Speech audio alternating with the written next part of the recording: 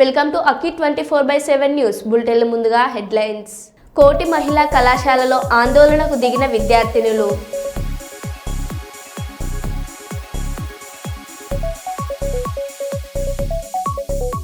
ఉమ్మడి ఆంధ్రప్రదేశ్ మొదటి రాజధాని కర్నూలులో హైకోర్టు బెంచ్ పెట్టేందుకు టీజీ భరత్ ప్రోత్సాహం.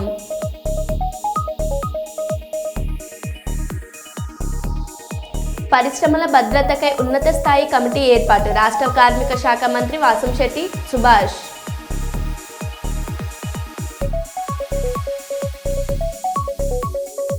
టీడ్కో ఇళ్ల కూల్చివేతపై ప్రశ్నించిన ఎమ్మెల్యే నంద్యాల వరదరాజులారెడ్డి.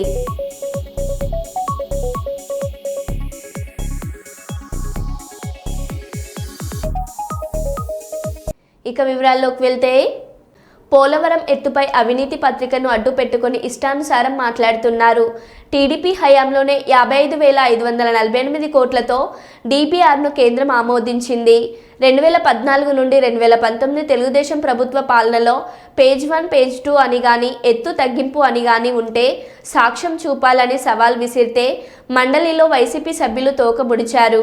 వైసీపీ హయాంలో 2021 పేజ్ 1లో 1-2కు బీజం పడినట్టు కేంద్రం ఆధారాలతో సహాయ రాజ్యసభలో చెప్పింది. ఎత్తు తగ్గింపు డయాఫ్రామ్ వాల్ విధ్వంసం జగన్ పాపమే. మంత్రి నిమ్మల రామానాయుడు. ఫేజ్ 1 అని కానీ, ఫేజ్ 2 అని కానీ, పోలవరానికి సంబంధించి 41.15 మీటర్స్, పోలవరానికి సంబంధించి 45.72 మీటర్స్ అని ఎక్కడైనా డిజైన్స్ లో గాని, లేఖల్లో గాని, ఎస్టిమేట్స్ గాని, రికార్డ్స్ లో గాని, మినిట్స్ లో గాని ఎక్కడైనా 5 సంవత్సరాల తెలుగుదేశం పాలనలో ఎక్కడైనా ఒక్కసారి ఎక్కడైనా మెన్షన్ చేసినట్లే గాని ఎక్కడైనా ఒక్క సాక్ష్యం మీరు చూపించండి అని చెప్పి ఆ రోజు శాసన మండలిలో వైఎస్ఆర్సీపీ సభ్యులకు సవాలు విసిరితే వాళ్ళ నుంచి స్పందన లేదు. తోక ముడిచినటువంటి పరిస్థితి మొన్న శాసన మండలిలో మనందరం కూడా చూసినటువంటి పరిస్థితి. ఎందుకంటే చాలా క్లియర్ గా ఈవేళ నేను చెప్పడం కాదు, ఈవేళ రికార్డ్స్ ఉన్నాయి. పోలవరం ప్రాజెక్టుకి సంబంధించి పీపీఏ, సిడబ్ల్యూసి రికార్డ్స్ ఉన్నాయి. చాలా క్లియర్ గా రికార్డ్స్ ఏదైతే 2019 ఫిబ్రవరి 18 అంటే ఆ రోజు తెలుగుదేశం ప్రభుత్వ హయాంలో చాలా క్లియర్ గా ఏదైతే 55,548 కోట్లు అంటే ఏదైతే టెక్నికల్ అడ్వైజరీ కమిటీ టిఎస్సి ఆ రోజు 55,548 కోట్లు అక్షరాల ఆ రోజు ఆమోదించడం జరిగింది. అంటే అప్పటి వరకు ఎక్కడా కూడా ఫేజ్ 1, ఫేజ్ 2, 41, 45 అనేటువంటి ఉద్దేశమే ప్రభుత్వానికి లేదనేది చాలా క్లియర్ గా తేటతెల్లమవుతున్నటువంటి పరిస్థితి. దీన్ని బేస్ చేసుకునే తర్వాత జగన్మోహన్ రెడ్డి ప్రభుత్వంలో కూడా 2020 ఆ రోజు కూడా 47,617 కోట్లకి రివైజ్డ్ కాస్ట్ కమిటీ కూడా ఆమోదించింది. అంటే ఏదైతే తెలుగుదేశం ప్రభుత్వ హయాంలో ఆమోదించినటువంటి టెక్నికల్ అడ్వైజరీ కమిటీ ఏదైతే ఆమోదించిందో దాన్ని ఆర్సీసీ కూడా మళ్ళీ 47,617 కోట్లకి అంటే ఏదైతే కుడి కాలువ ఎడమ కాలువ యొక్క నీటి సామర్థ్యాన్ని తగ్గించి తద్వారా 47,617 కోట్లకు ఆ రోజు ఆమోదించినటువంటి పరిస్థితి. అంటే చాలా క్లియర్ గా ఏదైతే పోలవరం ప్రాజెక్టు చరిత్రలో ఆ రోజు చెన్నారెడ్డి గారి దగ్గర నుంచి, రాజశేఖర రెడ్డి గారి దగ్గర నుంచి, లేదా చంద్రబాబు నాయుడు గారి దగ్గర నుంచి ఎక్కడ కూడా ఫేజ్ 1, ఫేజ్ 2, 41, 45 అనేది ఎక్కడా లేదు అనే విషయం చాలా క్లియర్ గా తేటతెల్లమవుతున్నటువంటి పరిస్థితి. ఇది నేను చెప్పడం కాదు, చాలా క్లియర్ గా ఏదైతే సమాచార హక్కు చట్టం, రైట్ ఇన్ఫర్మేషన్ యాక్ట్ కింద మరి ఎవరైతే కొంతమంది అడిగినటువంటి ప్రశ్నలకు సమాధానంగా పీపీఏ పోలవరం ప్రాజెక్ట్ అథారిటీ చాలా క్లియర్ గా స్పష్టమైనటువంటి సమాధానం లిఖిత పూర్వకంగా ఇచ్చినటువంటి పరిస్థితి కూడా మొన్న మనం చూసాం చాలా క్లియర్ గా.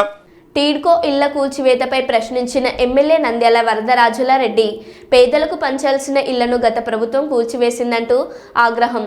ప్రభుత్వం జీవో ఇవ్వడంతోనే అక్కడ తొలగింపు చర్యలు చేపట్టామని ఎమ్మెల్యేతో వాదనకు దిగిన వైఎస్ చైర్మన్ బంగారు మునిరెడ్డి. జగనన్న కాలనీలో పేదలకు 26,000 ఇళ్లు కట్టించామని కౌన్సిలర్ గరిసపాటి లక్ష్మీదేవి వాదన. ఎక్కడ కట్టించారో చూపించాలంటూ ప్రశ్నించిన 5వ వార్డు కౌన్సిలర్ వంగనూరు మురళీధర్ రెడ్డి. అధికార ప్రతిపక్ష కౌన్సిలర్ల మధ్య వాగ్వాదంతో రసబసగా మారిన కౌన్సిల్ సమావేశం.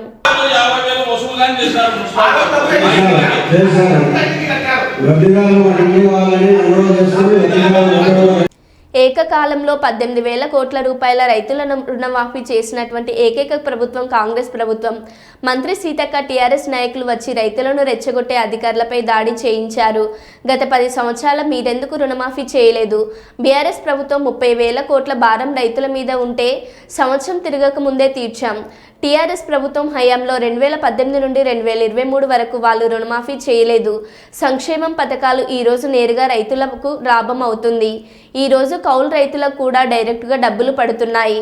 ఈరోజు ప్రజాప్రభుత్వం చేసేటువంటి కార్యక్రమాలను ఎందుకు అడ్డుకుంటున్నారని ప్రశ్నించాలి. వాస్తవాలను తెలుసుకోండి. ఈ ప్రజాప్రభుత్వాన్ని దీవించండి అని మీ అందరికీ కోరుకుంటున్నాను.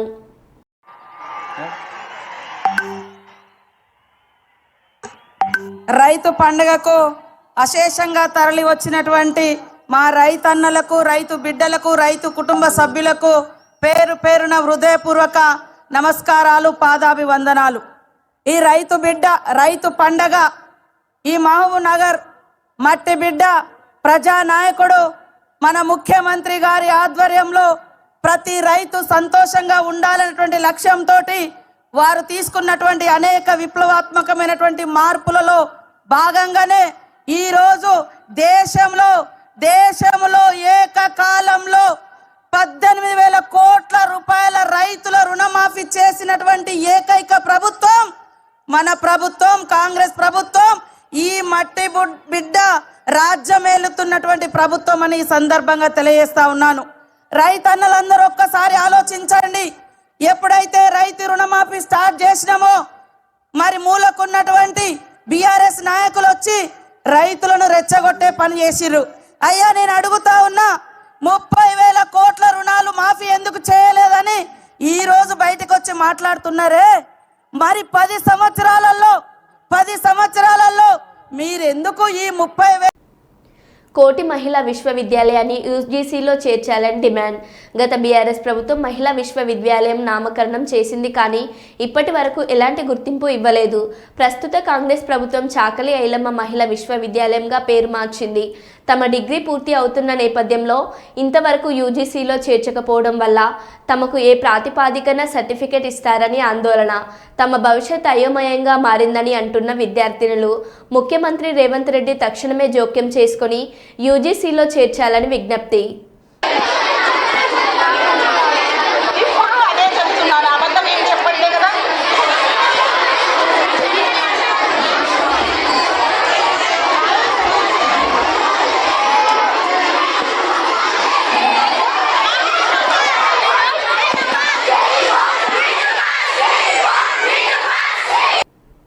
కర్నూలు ప్రపంచ ఎయిడ్స్ డే 2024 సందర్భంగా జిల్లా వైద్య మరియు ఆరోగ్య శాఖ, జిల్లా లెప్రసీ, ఎయిడ్స్ మరియు టీబీ ఆఫీసర్ వారి ఆధ్వర్యంలో కలెక్టరేట్ నుండి రాజ్ విహార్ సెంటర్ వరకు నిర్వహించిన ఎయిడ్స్ అవగాహన ర్యాలీని జిల్లా కలెక్టర్ పి రంజిత్ బాషా గారు, డిఎల్ఎస్ఏ జడ్జి లీలా వెంకట శేషాద్రి గారు జెండా ఊపి ప్రారంభించారు. ఈ ర్యాలీలో జిల్లా వైద్య మరియు ఆరోగ్య శాఖ అధికారి doctor Bhaskar, municipal commissioner Ravindra Babu, జిల్లా ఎయిడ్స్ కంట్రోల్ మేనేజర్ వెంకటరత్నం, వివిధ పాఠశాలల విద్యార్థులు, స్వచ్ఛంద సంస్థలు పాల్గొన్నారు.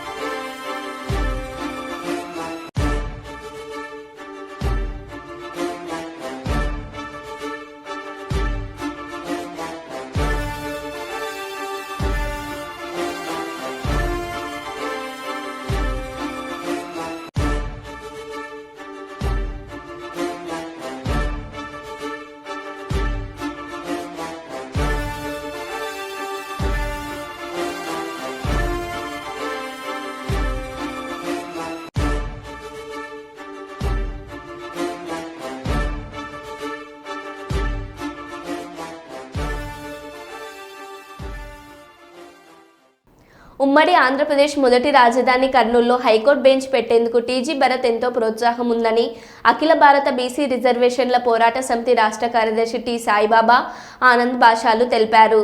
ఈరోజు కర్నూలు నగరంలోని పాత బస్టాండ్లో అంబేద్కర్ విగ్రహం ఎదుట కర్నూలు హైకోర్టు బెంచ్ అంటూ నినాదాలు చేస్తూ ఆనందాన్ని పంచుకున్నారు.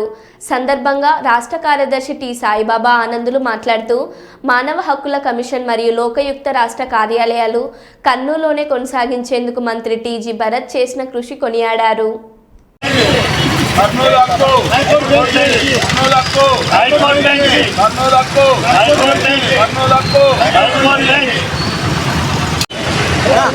మాట్లాడాలి హైకోర్టు బెంచ్ సాధించిన టీజీ భరత్ గారికి, హైకోర్టు బెంచ్ సాధించిన టీజీ భరత్ గారికి. తీసుకుందాం మైక్ పెడతాడు దినేష్.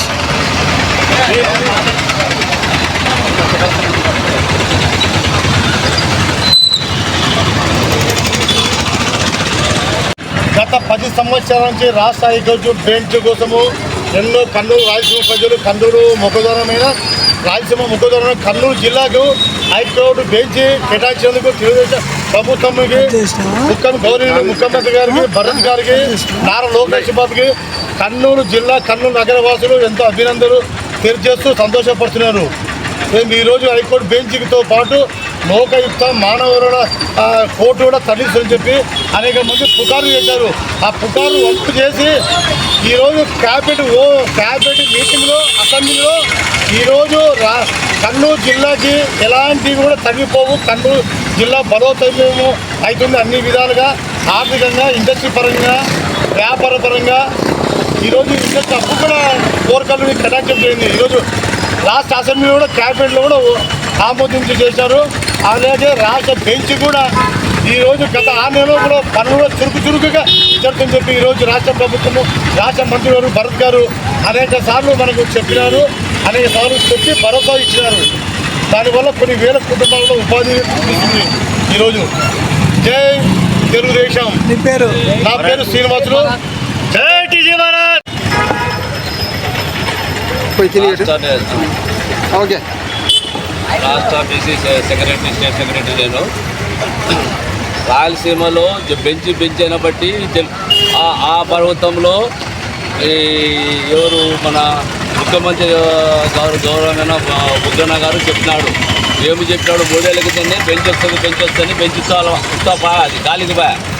ఇప్పుడు తెలుగుదేశంలో వచ్చినప్పుడు 3 నెలలు 6 నెలలు బెంచ్ అంటున్నారు. వస్తే డెవలప్ అవుతుంది రాయలసీమలో, అందరూ బాగా డెవలప్ అయితే బతుకుతారు.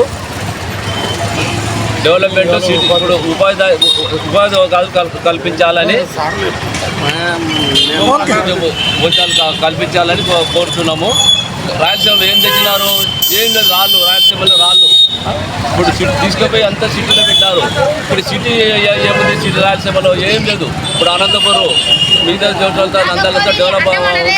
మన రాయలసీమలే దెబ్బతీస్తున్నారు. ఇప్పుడు ఆ మంత్రులలో ఏం డెవలప్ చేయడం లేదు. ఇప్పుడని భరత్ గారు పట్టుకొని బాగా డెవలప్మెంట్ చేస్తే మన అందరూ వర్ధిల్తాలు బాగుంటుంది, డెవలప్ చేయాలని కోరుతున్నాను. ఇట్లు సాయిబాబా, స్టేట్ సెక్రటరీ. తెలంగాణ రాష్ట్ర కార్యనిర్వహణ అధ్యక్షులుగా మద్దిశెట్టి మరియు తెలంగాణ రాష్ట్ర అధ్యక్షులుగా వైభవ్ సూర్య నియమిస్తూ నియామక పత్రాన్ని అందజేసిన గురూజీ ముఖేష్ నాథ్ గిరిజన శివశక్తుల పూజార్ల సమస్యలు కేంద్ర ప్రభుత్వం దృష్టికి తీసుకెళ్లి పరిష్కరించే విధంగా విశ్వ హిందూ మహాసంఘ్ జాతీయ పీఠాధిపతులు మరియు ఉత్తరప్రదేశ్ ముఖ్యమంత్రి వర్యులు యోగి ఆదిత్యనాథ్ లేఖ రాసిన మద్దిశెట్టి విశ్వ హిందూ మహాజన్ సంఘం ఆధ్వర్యంలో భద్రాద్రి కొత్తగూడెం జిల్లా చంద్రగొండ గ్రామంలోని లక్ష గార్డెన్ ఫంక్షన్ హాల్ నందు శివశక్తుల గిరిజన పూజార్ల సమస్యల పరిష్కారానికి ఏర్పాటు చేసిన సభ విజయవంతమైంది.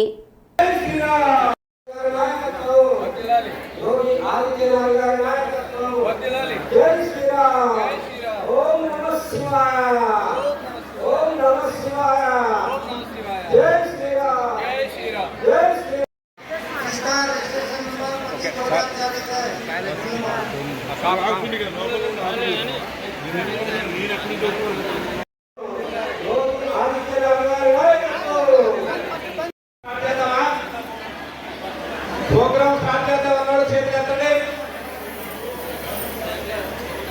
ప్రోగ్రామ్ స్టార్ట్ చేయొద్దన్నాడు, చేతులు ఎత్తండి.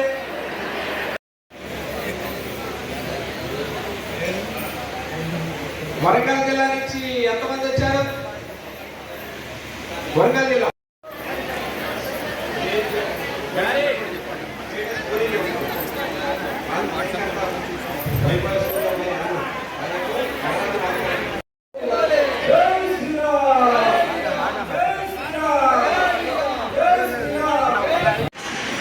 సరే. ఈరోజు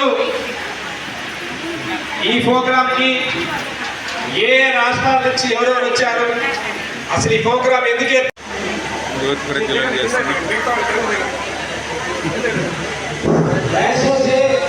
రాదు అసలు లేదు. అందరూ మరి ఆగరాదు ఫోటో తీసుకోవాలి కదా మీరు. एक अंतर्राष्ट्रीय संस्था है जिसका रजिस्ट्रेशन नंबर 25/2040 है।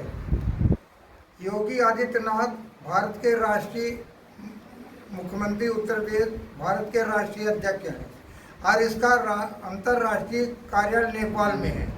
हमारे इसका मुख्य उद्देश्य मानवता एक धर्म है, मानव को जागृत करना है और हिंदू सभी हैं। देखो हिंदुस्तान हमारे देश का नाम इसलिए पड़ा कि हिंदू कुश पर्वत है। हिंदू कुश पर्वत पे रहने वाले जितने ही लोग हैं सारे वो हिंदू हैं। वो कोई समाज के हैं, कोई जात के हैं और किसी धर्म के हैं। धर्म मानव धर्म है, सबसे बड़ा मानव धर्म है, इससे बड़ा कोई धर्म नहीं है। और परहित स्तरी से धर्म नहीं भाई, पर पीड़ा सम नहीं पाई। किसी को सुख देने से बढ़कर कोई धर्म नहीं है और किसी को कष्ट देने से बढ़कर कोई पाप नहीं है। तो विश्व हिंदू महासंघ उसी उद्देश्य से काम कर रहा है। और विश्व हिंदू महासंघ पूरे वर्ल्ड में 161 देशों में है, जिसका मुख्यालय नेपाल में स्थित है।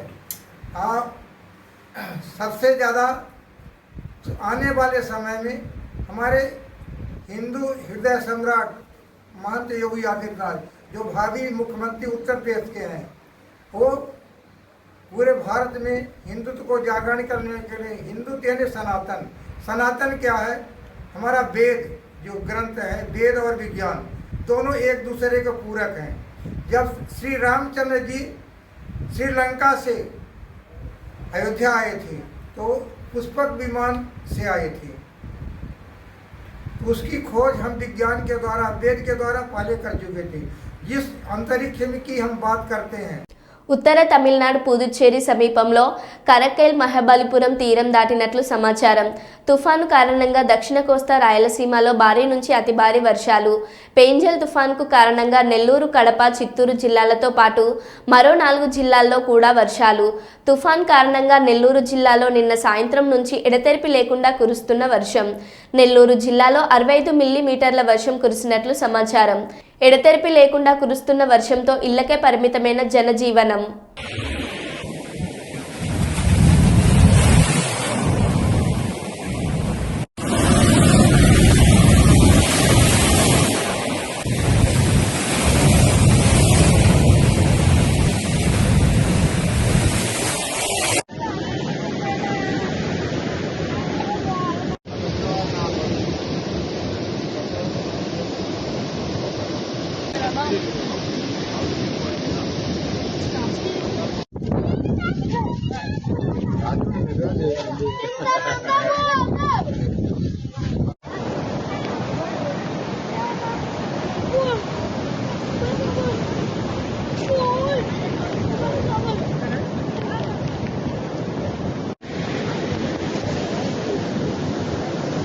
తెలంగాణ రాష్ట్ర ప్రజాపాలన ప్రజా విజయోత్సవాలలో భాగంగా 2 కేరన్ నిర్వహించిన డిస్ట్రిక్ట్ యువజన అండ్ క్రీడల కార్యాలయం అధికారులు. వరంగల్ జిల్లా కలెక్టర్ ఆదేశాల అనుసారం ఈరోజు తూర్పు నియోజకవర్గంలోని కాశీబుగ్గ చౌరస్తా నుండి ఓసిటీ మైదానం వరకు జిల్లా క్రీడాకారులచే 2 కేరన్ నిర్వహించడం జరిగింది. సత్యవతి యువజన అండ్ క్రీడల అధికారి తెలిపారు. సంవత్సరం పాటు క్రీడల్లో ప్రతిభను కనబర్చిన విద్యార్థులు, క్రీడాకారులు, యువజన సంఘం నాయకులు పలు సంఘాలను ఇందులో భాగం చేస్తూ ఈరోజు ఈ కార్యక్రమాన్ని నిర్వహించడం జరుగుతుందని, ఇందులో రానున్న 6-7 తారీఖు నుంచి సీఎం కఫ్కి వరంగల్ జిల్లా వ్యాప్తంగా క్రీడాకారులందరూ సిద్ధంగా ఉండాలని నిర్వహిస్తున్నటువంటి ఈ సీఎం కఫ్కి క్రీడాకారులందరూ పాల్గొని క్రీడల్లో ప్రతిభ కనబర్చాలని తెలియజేశారు. ఈ యొక్క కార్యక్రమంలో పలు యువజన సంఘ నాయకులు, జిల్లా యువజన క్రీడా అధికారుల, రెఫరీలు, విద్యార్థులు, క్రీడాకారులు పాల్గొన్నారు.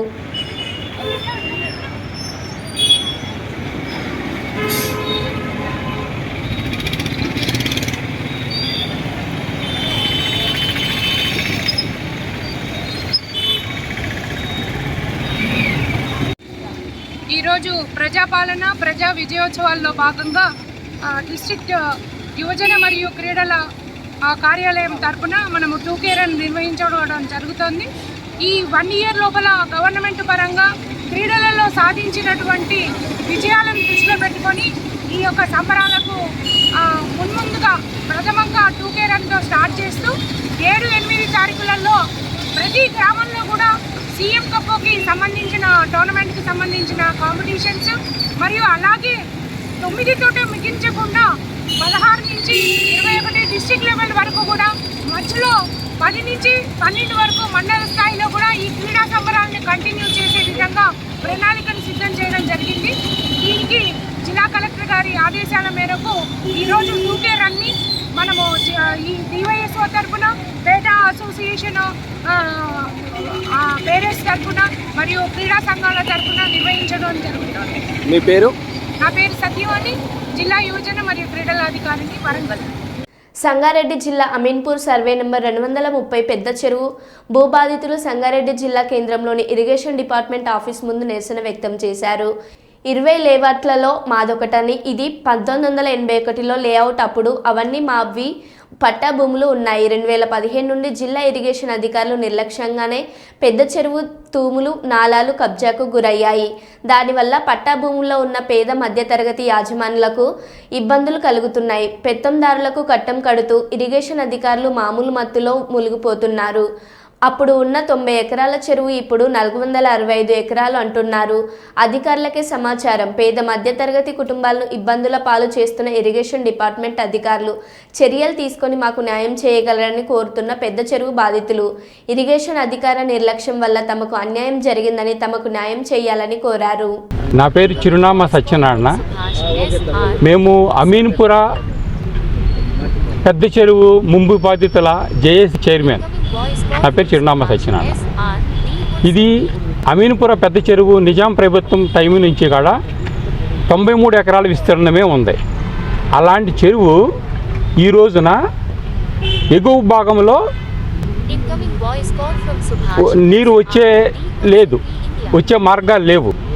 ఇది న్యాచురల్గా వచ్చే వాటర్, వర్షపు నీళ్లు, క్యాచ్మెంట్ ఏరియా అంటారు దాన్ని. న్యాచురల్ క్యాచ్మెంట్ ఏరియా అనేది లేదు. అలాగే దిగువ భాగంలో ఆయకట్ట, సాగు లేదు, కల్టివేషన్ లేదు. కానీ మధ్యలో ఉన్న చెరువు మాత్రం ఇప్పుడు 93 ఎకరాల నుంచి 465 ఎకరాలలో ఉన్న మా ప్లాట్లన్నింటినీ కాడ ముంచేస్తూ, మా ప్లాట్లన్నింటినీ కాడ కబ్జా చేసేస్తూ మురుగునీరుతో నింపుతున్నారు. ఈ ఇరిగేషన్ అధికారుల నిర్లక్ష్య ధోరణి వల్ల మా స్థలాలన్నీ మురుగునీటిలో నిండిపోయినాయి. ఇట్టి స్థలాలు మేము 1986 40 ఇయర్స్ బ్యాక్ కొనుక్కున్నాం. మా కష్టార్జితతో, మా తల్లిదండ్రుల కష్టార్జితాలతో మేము మా కుటుంబ సభ్యులందరూ అవసరాల కోసం పెళ్ళిళ్ళు పేరెంటలు ఉంటున్న ఉద్దేశంతో మేము కొనటం జరిగింది. అట్లాంటి ఈ చెరువు ఎగువ భాగంలోనేమో క్యాచ్మెంట్ ఏరియా లేదు, దిగువ భాగంలోనేమో కల్టివేషన్ లేదు. కానీ చెరువును మాత్రం విస్తరిస్తున్నారు. అలుగులు మూసేశారు, తూములు మూసేశారు. బయటకు సుక్క నీరు వదలట్లేదు, చెరువుల్లోంచి నీరు బయటకు వదలట్లేదు. కేవలం మా ప్లాట్లను నింపటానికి ఈ చెరువుని విస్తరిస్తున్నారు.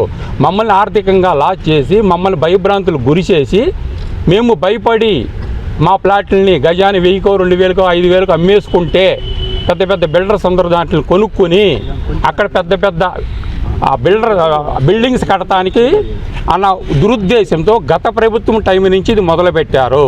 సుబ్రహ్మణ్య కాలనీ లేఅవుట్ నుంచి మాట్లాడుతున్నా, సర్వే నెంబర్ 230. అలాగే ఇక్కడ